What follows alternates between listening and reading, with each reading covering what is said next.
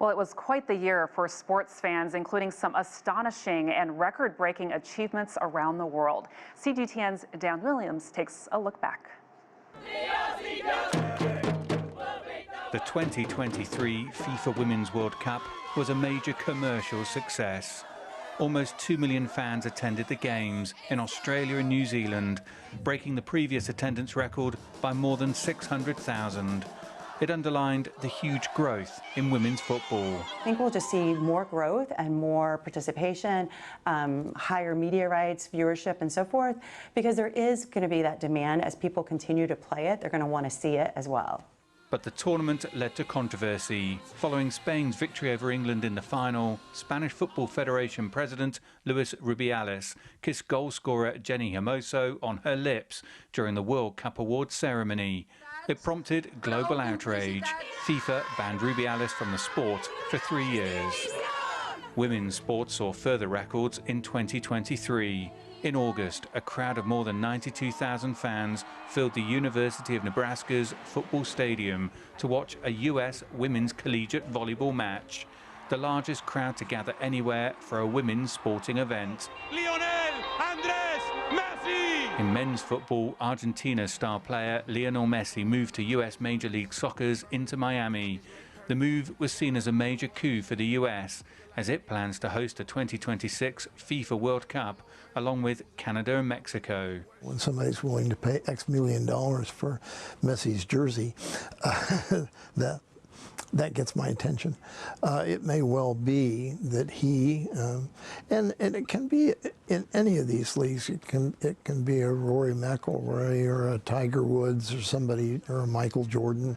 It just, in many cases, it is this superstar that draws fans and can keep a sport going. One of the big stories of 2023 saw Saudi Arabia boost its sporting profile. Footballer Cristiano Ronaldo was among those to join the Saudi Pro League. It also emerged that Saudi Arabia is the only country bidding to host the 2034 FIFA World Cup. While the kingdom's Live Golf continues to make headlines, signing two-time major winner Jon Rahm in a contract reportedly set to pay the Spaniard some $500 million. China dominated the Asian Games in Hangzhou, China. The Games featured more athletes than will take part in the Olympics next summer. China's athletes won 201 gold medals in all, almost 4 times what runner-up Japan earned. And there was another first there too, as esports made its debut at the Games. In tennis, Serbian Novak Djokovic reached legendary status, winning 3 of the 4 Grand Slams on offer.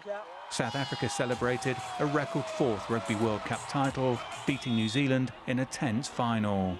In basketball, there was a first for the Denver Nuggets as the team won the NBA Finals, their first ever title. And Los Angeles Lakers superstar LeBron James broke Kareem Abdul-Jabbar's all-time NBA scoring record. To American football, where Patrick Mahomes led the Kansas City Chiefs to another NFL Super Bowl title, beating the Philadelphia Eagles 38-35. Max Verstappen was utterly dominant in Formula One, winning 19 out of 22 Grand Prix races. While in track and field, marathon world records were smashed. Ethiopia's Tigist Assefa broke the women's record. Her time of 2 hours 11 minutes and 53 seconds in Berlin, Germany, was more than 2 minutes faster than the previous mark. One of the most remarkable sporting achievements of 2023 took place here on the streets of Chicago. In October, Kenyan runner Kelvin Kiptum, in only his 3rd ever marathon, smashed the world record. The 23-year-old's time of 2 hours and 35 seconds broke the previous record by more than half a minute. Those performances helped set the stage for the 2024 Paris Olympics. If 2023 gives us clues to go by, expect more records there to fall. Dan Williams, CGTN, Chicago. Well, the Paris Olympics is one of the most anticipated sporting events for 2024. Preparations are well underway, and joining us now to talk about all this is Lisa Delpy Neirotti, a professor of sports management at George Washington University. Lisa, thank you so much for joining our program today. Thank you. Well, let's first talk about what it takes to put on an Olympics. As you know, it's not cheap. I wondered what the cost of the Paris Olympics will be compared to what we've seen in the past with other games.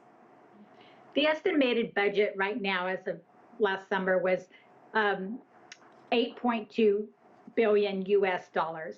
And approximately half of that is for the organizing committee, which is pretty much paid entirely by private funds through TV rights, ticket sales, merchandise, hospitality. And then the other half is paid through government, whether that's state or local. And how does that compare with some of the games in the past? Well, Japan was actually 13 billion. In today's dollars, that would be more approximately 10 billion because the dollar is weak right now. And other games have been more expensive. Paris has really tried to utilize existing venues. They're only building 2 new venues, an aquatic center that will be utilized afterwards, and then a new arena that was on the books anyway. So they're really trying to utilize existing venues and not to spend too much on additional infrastructure. As you know, the Olympics can be a big boost for the local and regional economies. What do you think will be the case here in Paris? Well, Paris is obviously a world-renowned tourist attraction anyway. So this will just continue to boost its image.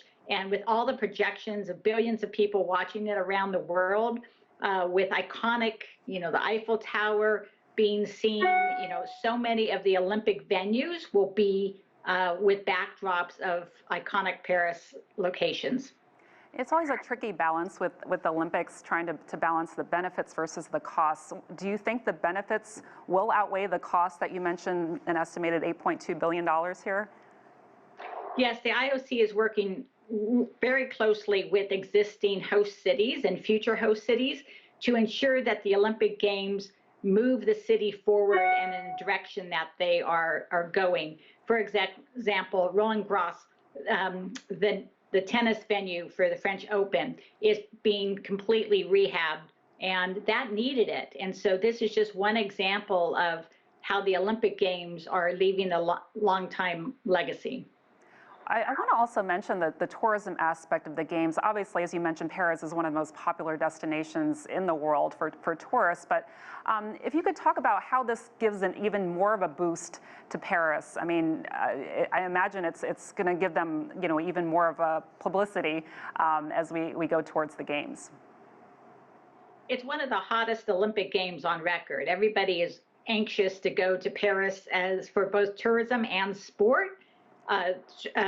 Paris is also increasing metro rates. The hotel rates are skyrocketed, so the economic impact will be great. And I think long term, just the images that are being portrayed around the world from the Olympic Games will inspire more people to visit Paris.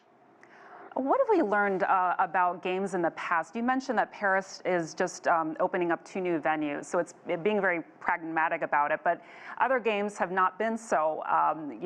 They've left venues kind of deserted after the games are over. So how do these become more economically viable in the future, so that these venues, all this money that's poured in, isn't in vain once those games are over?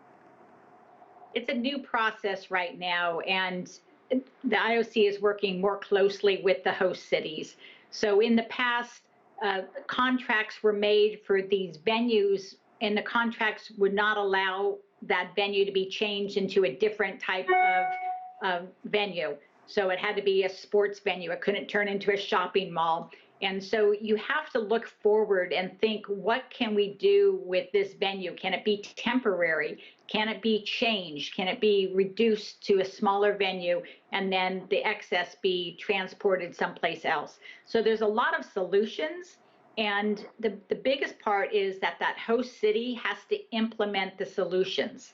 So in Rio, they had a lot of good ideas about where they were going to take some venues and move them to a different part of the country, but they ran out of money. The economy turned south, and so they never were able to implement some of these legacy projects. We shall see what happens after the Games, and of course, what happens during the Games. It should be an exciting time. Professor, thank you so much for joining our program and for your perspective. Great, thank you.